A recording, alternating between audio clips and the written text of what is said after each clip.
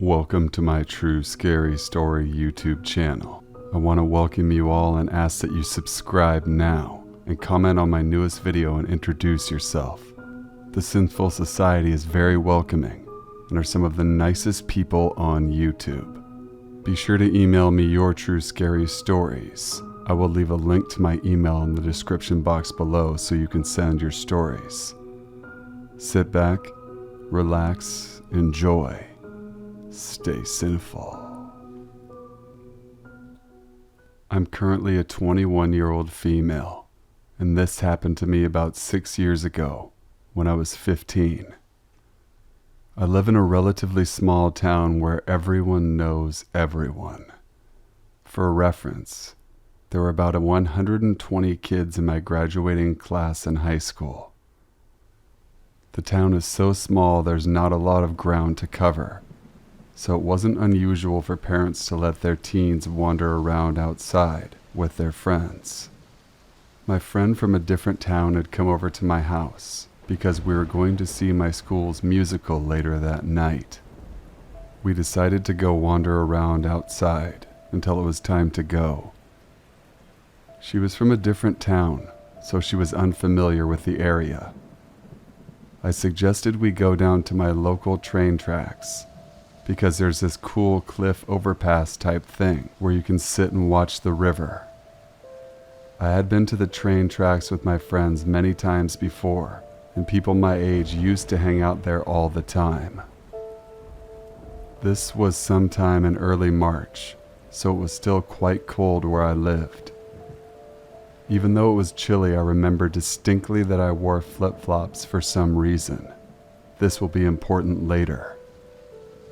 The train tracks intersected a street in my town, which was quite close to my house, so this is where we entered the tracks. We were walking and spotted a middle-aged man who was alone and on the phone. We thought nothing of it and kept on walking. We made it to the overpass and were sitting there, just hanging out, when we noticed the man who had passed earlier was slowly inching his way closer and closer. We both noticed this, but decided not to panic, since it's possible he was just slowly making his way down the tracks. Maybe 5 minutes had passed, and the man was getting increasingly closer and closer to us. At this point, we notice that he is getting closer to us at an alarming rate. He's not continuously in motion. It's like we notice him standing still doing whatever, and then a minute later he's standing still, even closer to us than he was prior. Now, he's close enough where we can clearly make him out. He's within an earshot and could easily get to us if that was his goal. My friend and I are starting to get nervous. We're two teenage girls in the middle of essentially the woods, with no one around us other than this creepy man.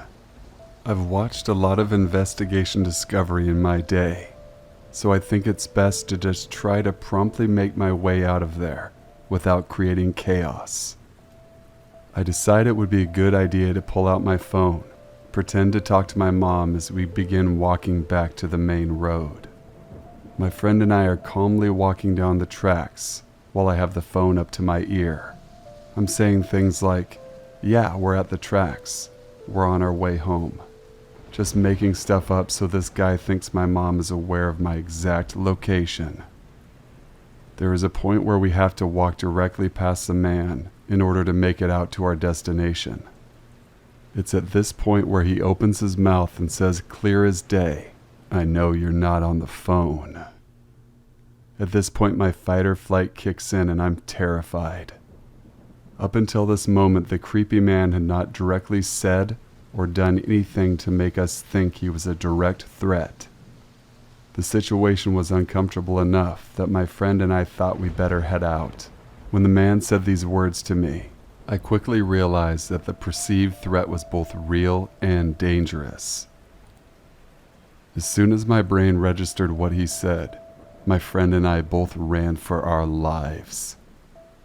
I was never one to enjoy physical activity, let alone running, but I could have won an Olympic medal that day. I I ran so fast that my flip-flop broke, and I ended up running barefoot on the gravel that lined the tracks. I was so scared that if I looked back, I would see him running after me, so I didn't. When I finally began running out of steam, I quickly looked back and saw the man standing right where we had left him. He didn't run after us, but I couldn't shake the fear of turning around and seeing him chasing me. When we finally made it to the open road, I quickly called my mom and told her what happened. She was conveniently driving down the exact road we were on and pulled up about 2 minutes later and took us home. My friend and I had never been so scared in our lives. I haven't been to those train tracks since, and to this day I still think about the man who knew I wasn't on the phone and what his intentions were that day.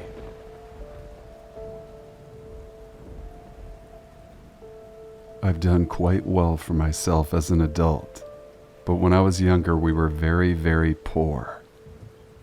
In middle school I lived in government housing projects that were like little one-level apartments, with 2 apartments sharing a wall each, all spaced apart. There were woods directly behind the cluster of apartments, with no gate in between, but no one ever went into the woods, which I learned the reason for due to this incident. These apartments were very poorly made, and the windows could easily be popped in and out, never mind a lock. The front door was somewhat sturdy, but with a good kick, it would have easily been opened. My dad was a pretty stocky bodybuilder type, so I had a false sense of security and would leave my window blinds open at night, as my room faced some trees that would blow in the wind. I loved nature and wasn't afraid of the dark, so I liked watching the trees as I fell asleep. Our apartment's front door was facing the woods, as was my best friend's behind our building. As you walk in the front door, the hallway is on the left. My room was at the end of the hallway on the right. My big window that took up most of the wall was on the left, and my bed was sideways facing both walls, so I could lay on my side and watch the trees move. The woods were about a field away facing our front door, so I couldn't see it from my room. This was just a small area of trees and vegetation. One night, I woke up feeling a sense of unease, and through my sleepy haze made out the figure of a large man standing at my window watching me sleep, with total confidence, not caring at all if he was seen. He was in a big coat and looked quite burly, and average to a taller height. It was completely dark in my room and outside, just barely illuminated by moonlight. I had just cracked my eyes open and I froze once I realized what I was seeing. I kept my eyes as closed as possible, just enough to peer at him in the darkness, literally rolled out of my bed to the side not facing the window, and shouted for my dad who was across the hall with both of our doors open as I crawled out. Not the smartest, but I was dumb at 12 years old. He hadn't gone to sleep yet and was in my room in a heartbeat as the man took off. He went to run out the front door yelling threats as well, which probably wasn't smart, but the guy was gone. I truly believe he never came in before or after this just due to my dad's sheer size and build, but I'll never know. A few nights later, I was spending the night at my friend's, who lived directly behind us with the same layout. Her room was the first room on the left with her window facing the woods and our apartment blocking the view. Her sister's was the second on the left, and her mom and toddler sister were in the room on the right, like mine in my own apartment. We finished watching Dave Chappelle and went to do one another's hair in her room, with her older sister helping us, while her mom and little sister went to bed. Not long after, we heard screaming from her mom's room and heavy stomping feet. Her older sister swung open the door to the room we were in, and there's just a flash of a huge white man in his 30s to 40s, running down the hall towards the living room and front door, and her mom behind him with a butcher knife, hacking at the air and screaming bloody murder. The dude flew out the door and towards the woods, while her mom locked her door and called the cops. This man had the audacity to pop open the window and crawl into bed that was pushed up against the window just slightly under it, not realizing this woman was a whole Amazon warrior who slept with a butcher knife and would clearly wake up to protect her child. She was quick and slashed at him, though I'm not sure of the damage since I was ushered home directly after. The cops went looking in the woods for him and found him and another man quite similar to him living and hiding out there together. They were also responding to a call from a frantic mother whose little girl had been taken that day as well from our housing units, and they found her with those creeps. She had been there all day and night with them and was around 3 or 4 years old. They were taken to jail, and that's the last I heard of it, as the adults didn't let us in on adult conversation. Poor little girl was probably traumatized, and I hope she's been able to heal. I can't imagine what could have happened if my friend's mom hadn't been so quick and slept with a weapon, or if he had decided to fight instead of run. I still don't understand why he didn't try to overpower her, but it's possible she injured him.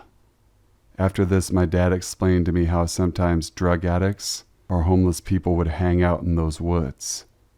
So to the creepy dude who liked to peep and kidnap, let's not ever meet again. Thank you guys for watching and listening. Please make sure you subscribe for future content and leave a thumbs up on this video because it helps it perform at a much better rate.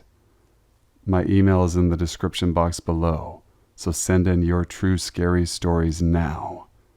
Until we meet again, stay sinful.